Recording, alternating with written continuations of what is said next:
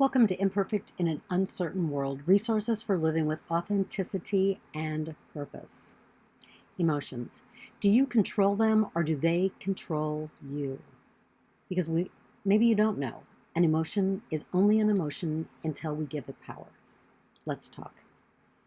There's a brightness in the world, a turning of perception. Can you feel it? I'm not sure what it means. But the world appears different. It pulses with opportunity. I can feel the change with each breath.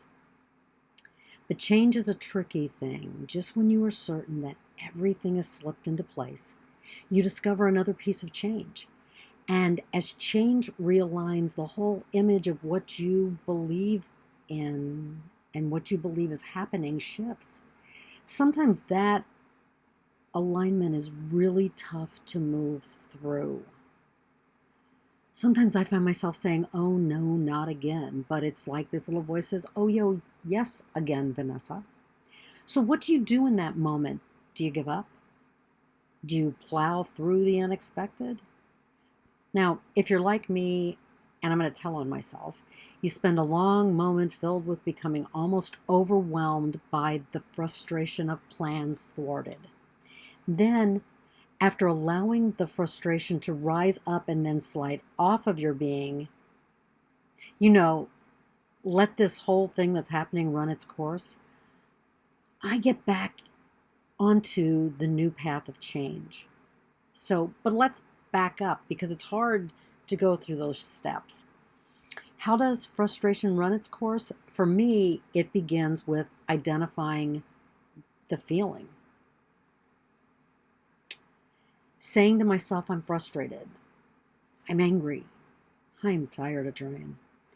And although naming that emotion and owning that emotion is really hard, I need to be okay with the anger, the frustration, the fatigue.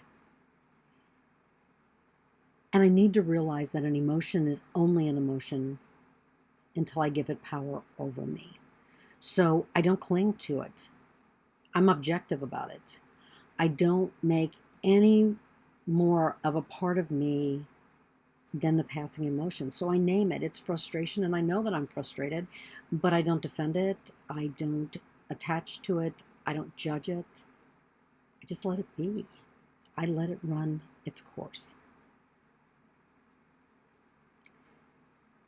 So I notice the emotion while not judging it as good or bad or not this again.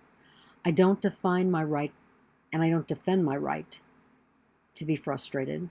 I just notice the frustration and how it's attempting to get its grappling hooks into me. And in this noticing, I do not give the emotion any real energy. And I'm going to be honest, being objective is really as hard as it sounds. And remember, this is about practice, making our skills permanent, not making the execution of our skills perfect. Sometimes we've got to fall and skin our knees and learn from that skinning to go on. For you see, when I identify the emotion instead of identifying with it, I no longer take it so personally. It's just another challenge on this journey of transformation. I curiously and objectively enter the change with all its twists and turns. And my daring and courage propel me exactly where I need to be. And that's about trust. So change is rarely straightforward. It's messy, it's uncertain.